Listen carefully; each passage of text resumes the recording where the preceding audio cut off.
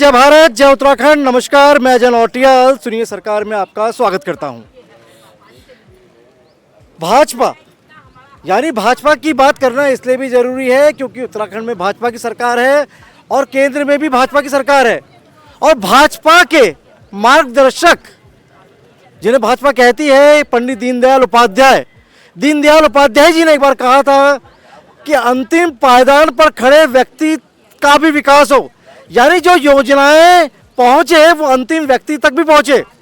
अगर हिंदुस्तान को समझना है तो धरना स्थल और प्रदर्शन स्थल पर चले जाइए, दिल्ली के जंतर मंतर मैदान पर चले जाइए, आपको पता चलेगा कि दिक्कतें क्या है हिंदुस्तान की। आज भी हिंदुस्तान बटा बटा क्यों नजर आता है? समस्याओं को लेकर, समस्याओं का अंबार है और एक तरफ सरकार है जिनको हम चुनकर भेजते हैं। इस समय हम देहरादून के एकता विहार धरना स्थल पर दोबारा पहुंचे हैं। एक तरफ देख लीजिए आपको गैरसैंण यानी गैरसैंण को उत्तराखंड की स्थायी राजधानी बनाने की मांग को लेकर प्रदर्शन चल रहा है। एक तरफ पीआरडी के जवान बैठे हैं कई महीनों से अपनी मांग को लेकर, तो एक तरफ नर्सिंग एकता मंच उत्तराखंड, तो दूसरी तरफ आपको देख रहा है वोकेशनल ट्रेनर एसोसिएशन उत्तराखंड अनिश्चितकालीन धरने पर बैठा है। सबसे पहले बात कर लेते हैं राजधानी गैरसैंण की कि क्या इस बार सरकार पर दबाव बनेगा, क्या ये चुनावी मुद्दा बनेगा? क्योंकि सरकार तब तक गैरसैंण को अपनी चुनावी मैनिफेस्टो में शामिल नहीं करती जब तक सरकार को नहीं लगता कि उसके वोट बैंक, वोट शेयर खिसकने का खतरा है। यहाँ पर तमाम लोग पहुंचे हैं। रतूड़ी जी नेतृत्व कर रहे हैं गैरसैंण स्थायी राजधानी गैरसैंण का। रतूड़ी जी, सबसे पहले आपसे स्वागत करता हूँ। आज फिर मैं देख रहा हूँ रोज कुछ ना कुछ आप डालते रहते हैं, आज भी पहुंचे हैं और कल भी हमने देखा कि विपक्ष भी पहुंचा हुआ है। कहीं ना कहीं धरने का एक नैरेटिव भी सेट किया जा रहा है कि जो धरना है ये कहीं ना कहीं कांग्रेस प्रायोजित है। ऐसा लगता है आपको? क्योंकि सत्ता पक्ष के नेता यहाँ पहुंच नहीं रहे हैं उस तरीके से।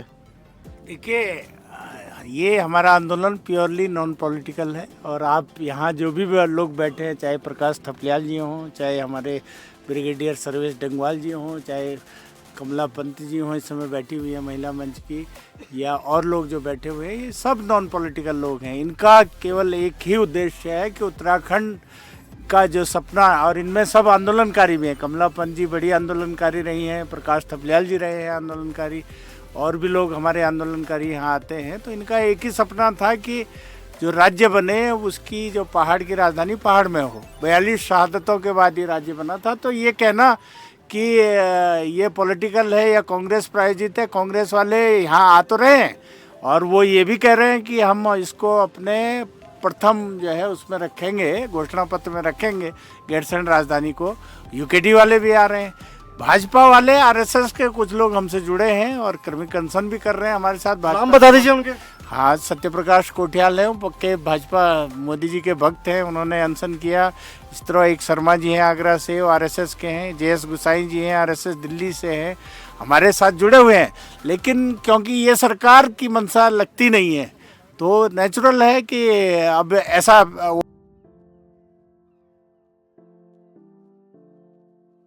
विपक्षी पार्टियों का भी साथ मिल रहा है। ऐसे में कहीं ना कहीं ये नैरेटिव और परसेप्शन गढ़ने की कोशिश हो रही है क्योंकि चुनावी साल है कि कहीं ये धरना जो है ये प्रायोजित तो नहीं है, ये कांग्रेस प्रायोजित तो नहीं है। तो ये कैसे विश्वास दिलाएंगे कि ये नॉन पॉलिटिकल आपका एजेंडा है? देखिए, टोटली नॉन पॉलिटिकल है। जो यहाँ हमारे साथ समर्थन में आ रहे हैं, कांग्रेस के भी आ रहे हैं, ब्लैक यूकेडी के भी आ रहे हैं और आरएसएस के लोग भी हमें समर्थन। बीजेपी के नाम सबसे पहले बताइए, क्योंकि कांग्रेस के चेहरे दिख रहे हैं, आरएसएस बीजेपी के वो चेहरे दिख नहीं रहे हैं। आरएसएस के चेहरे जो हैं जनरली छुपे होते हैं। जैसे मैंने बोला था, जेएस गुसाई जी हैं, हमारे जो हैं शर्मा जी हैं, और भी लोग हैं। कर्मिक अनशन पे भी जो तथाकथित अंधभक्त जिनको कहते हैं वो भी बैठे थे। तो ऐसा नहीं है कि वो इनडायरेक्टली सपोर्ट कर रहे हैं, डायरेक्टली कोई उनके जो चेहरे हैं, चुने हुए चेहरे हैं, वो तो नहीं आ रहे। चुने हुए चेहरे नहीं आ रहे, यानी बीजेपी के चेहरे नहीं है। और हमारा जो आंदोलन, बीजेपी के चेहरे नहीं है, आप खुलकर कह रहे हैं? मतलब चुने हुए चेहरे नहीं है, चुने हुए जो उनके प्रतिनिधि हैं, चाहे विधायक हों चाहे वो सांसद हों। डर है उनके अंदर। हम सांसद से जो अनिल बलूनी जी से मिलने गए थे, उनके जो राष्ट्रीय मुख्यालय है दिल्ली में, तो वहाँ उनका ये कहना था, हमने कहा आप राजधानी क्यों नहीं बना रहे, तो कह रहे थे कि इंफ्रास्ट्रक्चर अभी हम डेवलप कर रहे हैं, तो पता नहीं 26 साल से तो कर ही रहे हैं, देखते हैं कब तक करेंगे वो। लेकिन इस बार मेरा ये मानना है कि ये जो बीजेपी सरकार है, जनता इसको फैलाएगी, राजधानी बना दे, हम तो धामी जी के साथ रहेंगे। नहीं, मंशा लगती नहीं है, तो उससे आगे मैं बढ़ता हूँ। थपलियाल जी बैठे हैं, थपलियाल जी तो पहले दिन से ही जुड़े हुए हैं। थपलियाल जी, मेरा बहुत एक सिंपल सा सवाल है। सरकारें कांग्रेस की भी रही, यूकेडी को भी जनता ने सपोर्ट किया, भाजपा तो सत्ता में फिलहाल है ही।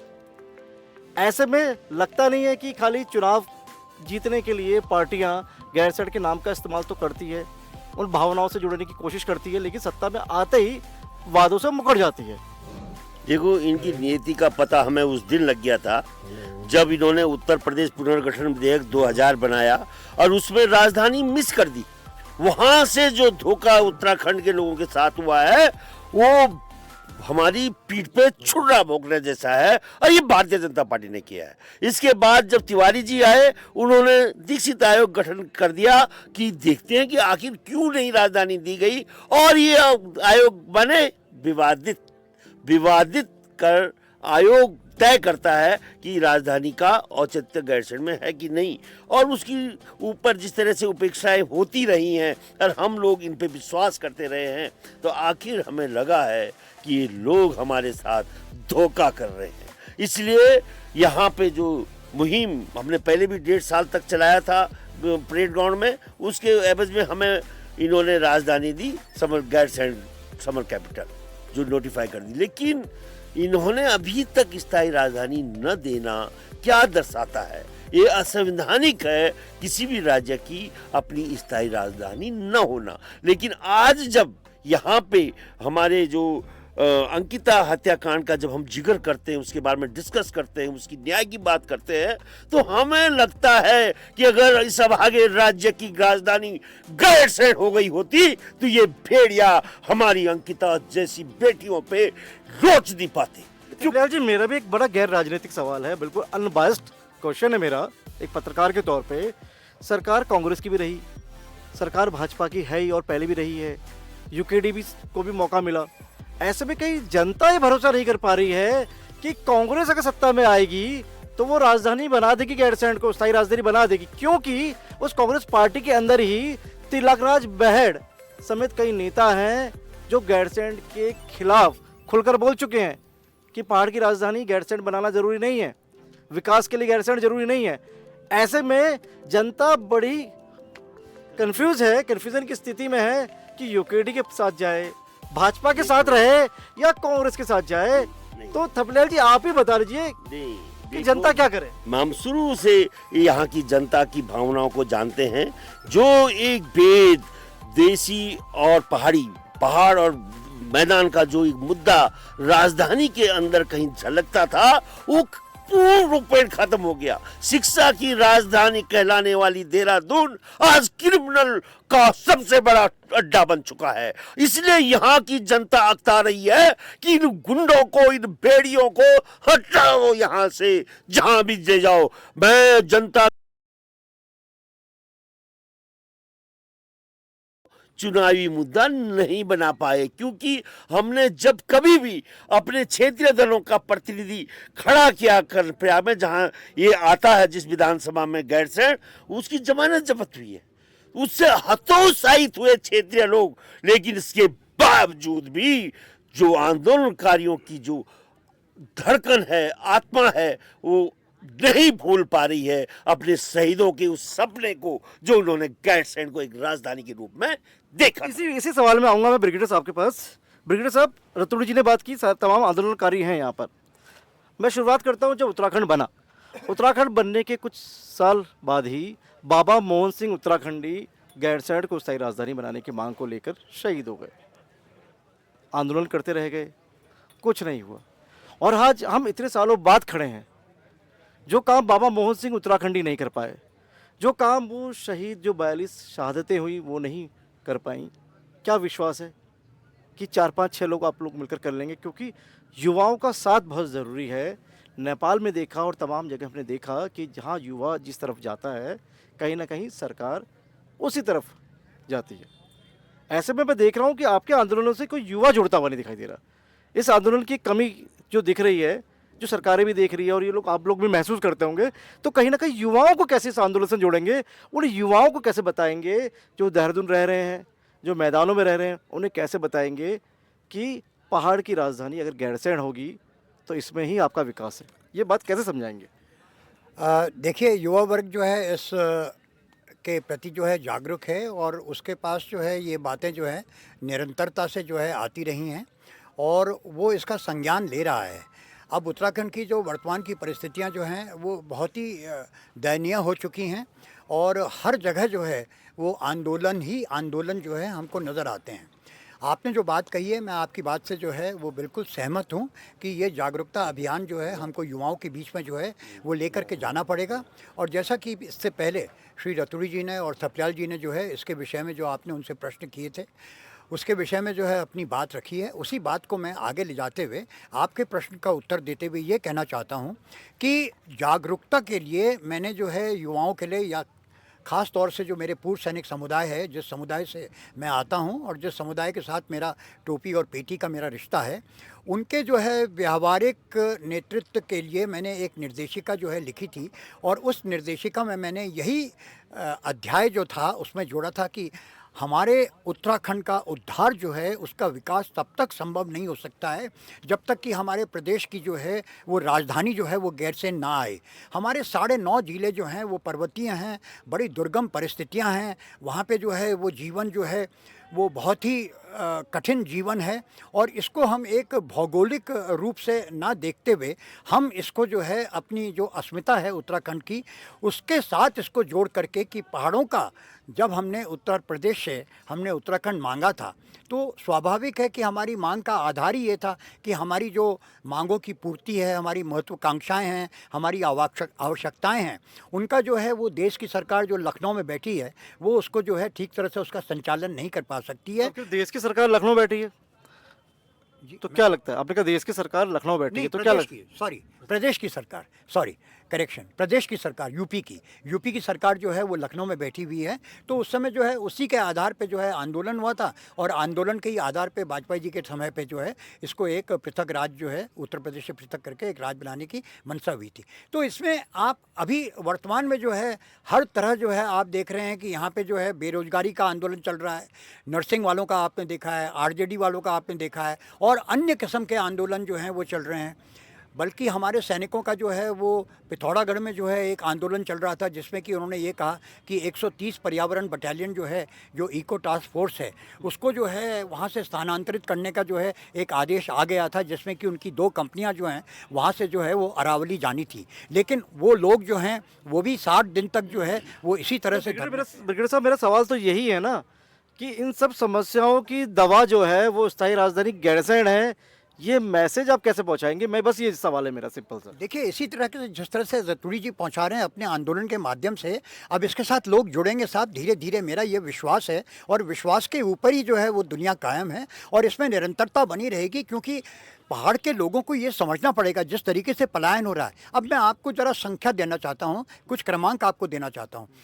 75% जो उत्तराखंड सरकार के जो कार्यालय और यहाँ के निदेशालय हैं वो जो है वो देहरादून में स्थित हैं और यहाँ के जो मैदानी जो बाकी ज़िले हैं, उधम सिंह नगर हो गया, हरिद्वार हो गया, वहाँ पे जो है 91% उत्तराखंड सरकार के जो निदेशालय और कार्यालय हैं वो यहाँ पे स्थित हैं और जो केंद्र सरकार है उसके लगभग जो है वो 91% यहाँ पे टोटल जो है 77 जो है कार्यालय और इस तरह की संस्थाएं हैं जो कि केंद्र सरकार द्वारा संचालित होती हैं, वो जो हैं वो देहरादून के अंदर तो गैरसैंण बैठनी चाहिए। ब्रिगेडियर साहब फिर आऊँगा मैं आप पे।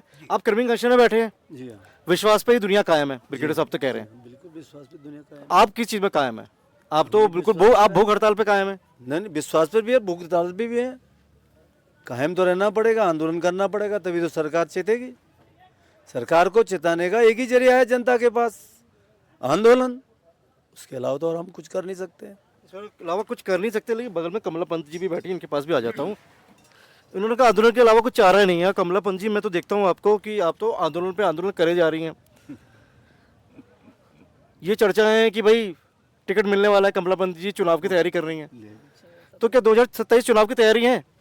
बिल्कुल। देखिए, हम आज से संघर्ष नहीं कर रहे हैं। मैं पिछले 40 सालों से संघर्ष कर रही हूँ, चाहे वो स्टूडेंट रही हूँ या उसके बाद, और हमेशा जनता के मुद्दों पे हम संघर्ष करते रहे हैं। चुनाव हमारा कभी मुद्दा नहीं रहा कि हम स्वयं चुनाव लड़ेंगे, लेकिन हम उसके बाद भी हम एक थोड़ी जी लड़ेंगे चुनाव। हो सकता है, भविष्य किसके सामने रखा हुआ है, भविष्य में तो कुछ भी हो सकता है। भविष्य में तो हम भी चुनाव लड़ सकते हैं, वो भी चुनाव लड़ सकते इसी हैं। सवाल से, चुनाव से एक सवाल लूंगा, इसी चुनाव से बस एक सवाल लूंगा मैं, क्योंकि आप आई हैं यहाँ पे गैरसैंण को स्थायी राजधानी बनाने की मांग को लेकर समर्थन दे रहे हैं अपना, लेकिन आप अंकिता भंडारी को न्याय दिलाने को लेकर आप संघर्षरत हैं इस समय। लेकिन हमने देखा पिछले लोकसभा चुनाव में भी अंकिता भंडारी को लेकर ये चुनावी मुद्दा नहीं बन पाया कहीं ना कहीं।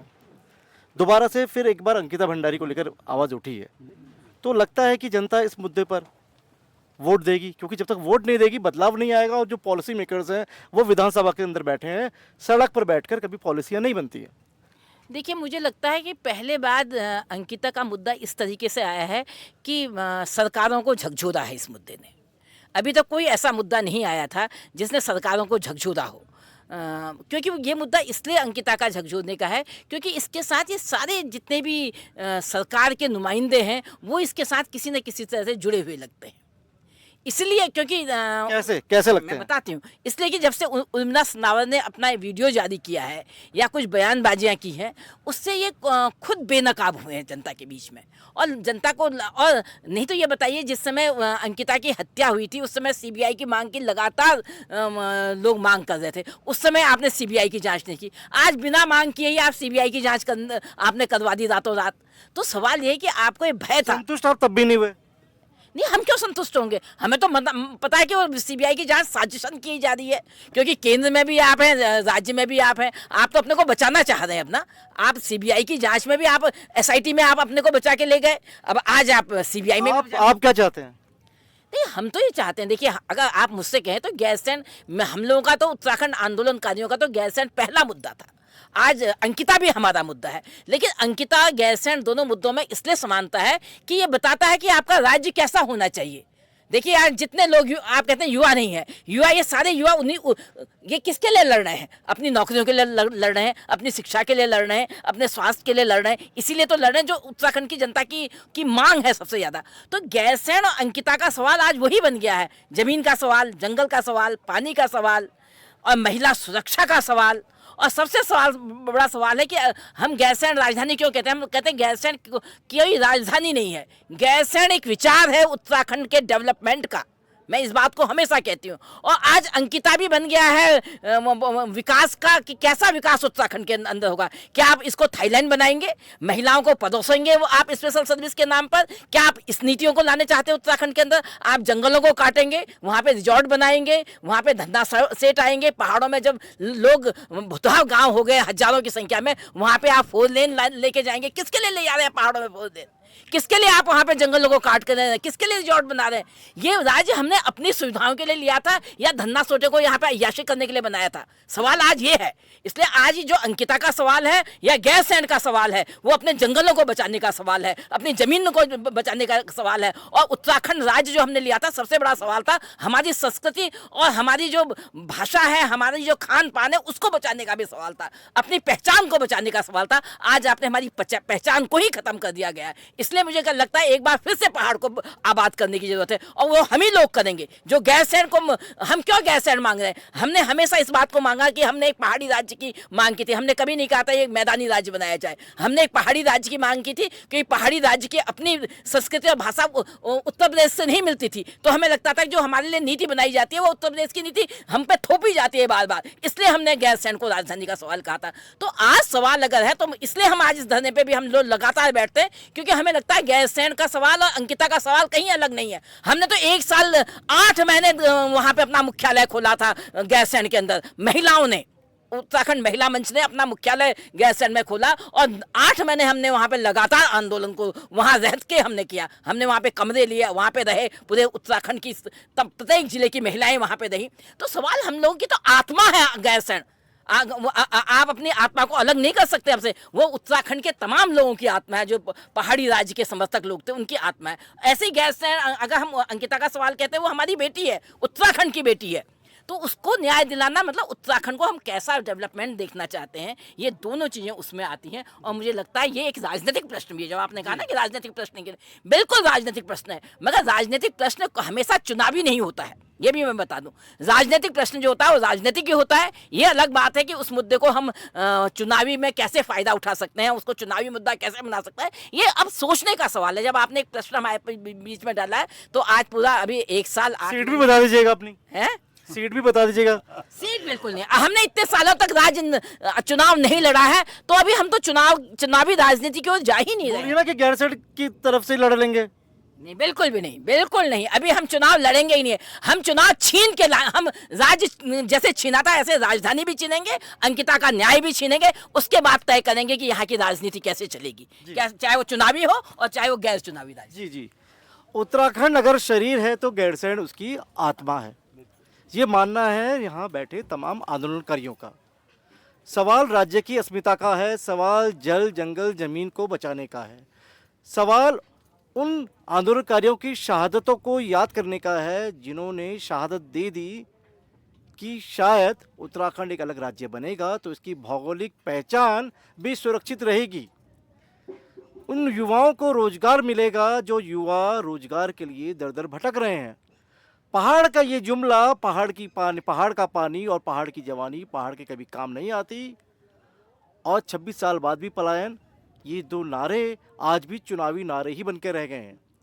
हमेशा चुनाव आते हैं, चुनाव में ये नारे गूंजते हैं, तमाम बड़े वादे होते हैं, लेकिन उन वादों के बाद की सूरत, उसके वादों की बाद की तस्वीरें आपको इन तंबुओं के अंदर कैद नजर आती है। नेता एसी में बैठकर मौज कर रहे होते हैं और जो वोटर्स हैं वो धर धर भटकने को मजबूर होते हैं। सरकारें किसी की भी हो, चाहे वो भाजपा हो, चाहे वो यूकेडी हो, चाहे कांग्रेस, सबका कहीं ना कहीं थोड़ा बहुत कंट्रीब्यूशन जरूर है, किसी का ज़्यादा किसी का कम, उत्तराखंड के इन हालातों के इस बर्बादी में। उम्मीद है अब ये पार्टियां पार्टी की विचारधारा से ऊपर उठकर उत्तराखंडियत की विचारधारा से काम करेगी तो शायद उत्तराखंड की तस्वीर को बदलते देर नहीं लगेगी। मैं एकता विहार धरना स्थल से अजय नौटियाल